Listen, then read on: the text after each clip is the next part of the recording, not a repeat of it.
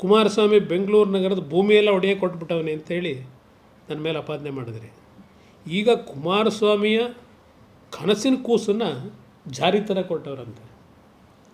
ಯಾವ ಥರ ಜಾರಿಗೆ ತರ್ತೀರಿ? ಯಾವನಿಗೋ ಒಬ್ಬನಿಗೆ 500 ಎಕರೆ ನೀನು ಮಾಡಪ್ಪ ಅದೆಂಥದ್ದು IT ಕಾರಿಡಾರು, ಇನ್ನೊಬ್ಬರಿಗೆ ಇನ್ಯಾವುದೋ ಒಂದಿದು ಭೂಮಿ ಹಂಚ್ಕೊಳಕ್ಕೆ ಮಾಡಿದ್ದೀರಿ. ಇದನ್ನು ಯಾವ ಥರ ಪ್ರಾಜೆಕ್ಟ್ ಮಾಡೋದಕ್ಕೆ ನಿಮ್ಮಲ್ಲಿ ಸಿದ್ಧತೆ ಮಾಡ್ಕೊಂಡಿದ್ದೀರಿ? ಇನ್ನು ಸರ್ಕಾರ ಇರೋದಿನ್ನು 2 ವರ್ಷ ಇರ್ತದೆ, 2.5 ವರ್ಷ ಇರಬೇಕಿನ್ನು. ಈ 2.5 ವರ್ಷದಲ್ಲ ಪ್ರಾಜೆಕ್ಟ್ ಪ್ರಾರಂಭ ಮಾಡೋಕ್ಕಾಗುತ್ತೆ ನಿಮ್ಮ ಕೈಲಿ? ನಾನು ಅವತ್ತು ಮಾಡಿದ್ದು 60,000 ಕೋಟಿ ವೆಚ್ಚದಲ್ಲಿ, 60,000 ಕೋಟಿ 2006-7. ಅದಕ್ಕೆ ಕೇಂದ್ರ ಸರ್ಕಾರದಿಂದ ಎಕನಾಮಿಕ್ ಅಫೈರ್ಸಿಂದ ಪರ್ಮಿಷನ್ ತಗೊಂಡಿದ್ದೀನಿ. ಆಮೇಲೆ ಅದು ಅಲ್ಲಿಗೆ ನಿಂತೋಗಿದೆ. ಭೂ ಸ್ವಾಧೀನ ಪ್ರಕ್ರಿಯೆಗಳು ನಾನು ಮಾಡಿರಲಿಲ್ಲ ಆಗಲೂ ಸಹ. ಆ ಪ್ರಾಜೆಕ್ಟ್ನ ಒಂದು ಪೂರ್ಣ ಸಿದ್ಧತೆಗಳಾಗೋವರೆಗೆ ಆ ರೈತರುಗಳನ್ನು ಯಾವ ರೀತಿ ನಾನು ಉಳಿಸ್ಕೋಬೇಕು ಆರ್ಥಿಕವಾಗಿ ಅವರನ್ನು, ಅಲ್ಲಿವರೆಗೂ ನಾನು ಭೂ ಸ್ವಾಧೀನಕ್ಕೆ ಅದಕ್ಕೆ ಕೈಯೇ ಹಾಕಿರಲಿಲ್ಲ. ನಾನು ರೆಕಾರ್ಡ್ ಇಲ್ವ ತೆಗೆದು ನೋಡಲಿ. ನೀವೀಗ ಮಾಡೋಕ್ಕೆ ಹೊರಟಿರೋದೇನು?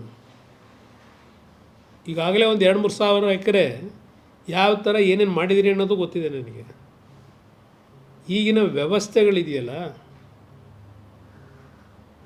ಈ ವ್ಯವಸ್ಥೆಗಳಲ್ಲಿ ನೀವು ಮಾಡ್ತಕ್ಕಂಥ ಈ ಕರ್ಮಗಳನ್ನು ತೊಳೆಯಲಿಕ್ಕಾಗೋದಿಲ್ಲ. ಇದಕ್ಕೆ ಆ ನಾಡಿನ ಜನ ಏನಾದರೂ ಒಂದು 5 ವರ್ಷದ ಗೌರ್ಮೆಂಟ್ ಕೊಟ್ಟರೆ, ಅವತ್ತು ಏನೇನು ನಡೀತಿದೆ ಕರ್ನಾಟಕ ರಾಜ್ಯದಲ್ಲಿ, ಕರ್ನಾಟಕ ರಾಜ್ಯದ ಸಂಪತ್ತನ್ನು ಯಾವ ರೀತಿ ಲೂಟಿ ಹೊಡೆಯತಕ್ಕಂಥ ಕೆಲವೇ ಮಂದಿ ಇದ್ದೀರಿ, ಅದರ ಮೇಲೆ ಏನು ಕಠಿಣವಾದ ಕ್ರಮ ತೆಗೆದುಕೋಬೇಕು ತಗೋಬೋದು. ಜನ ಬುದ್ಧಿವಂತರಾಗಬೇಕು.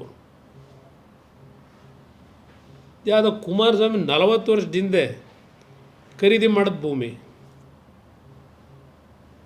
ದೇವೇಗೌಡರು ಮುಖ್ಯಮಂತ್ರಿ, ಪ್ರಧಾನಮಂತ್ರಿ, ನಾನು MP 2 ಬಾರಿ ಮುಖ್ಯಮಂತ್ರಿ, ಆ ಥರ ಸರ್ಕಾರಿ ಭೂಮಿ ನಾನು ಲಪ್ಟಾಯಿಸೋವಾಗಿದ್ದರೆ ಈ 40 ವರ್ಷದಲ್ಲಿ ಅದನ್ನು ಏನೇನು ಬೇಕೋ ರೆಕಾರ್ಡ್ ತಿದ್ಸೋಕ್ಕಾಯ್ತಿರಲಿಲ್ವ ನನ್ನ ಕೈಲಿ?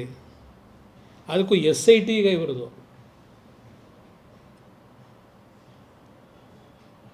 ಬರೀ 4 ಎಕರೆಗೆ